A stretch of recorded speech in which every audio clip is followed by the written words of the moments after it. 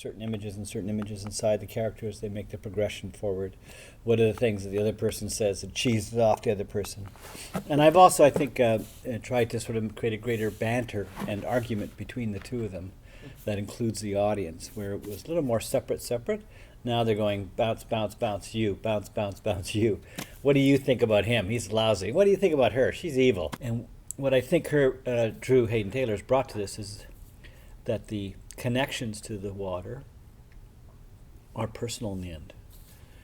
The necessity in survival that we need to recognize that while rights provide food sovereignty, but also, people do have a right to kind of the peace and tranquility of what a cottage is. People need getaway time. And so the argument is kind of a little, it's a kind of a lovely argument about how people cope and use these kind of locations to survive. And that doesn't mean just survival food, it also means survival of your soul.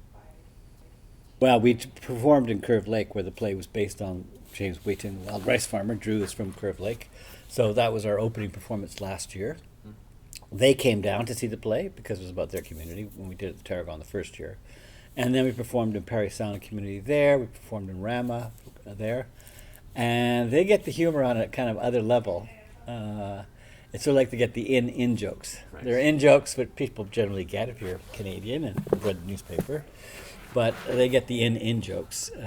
And we had a couple of people from a men's home in Toronto, right around the Tarragon, called Namarez. And boy, they laughed a lot.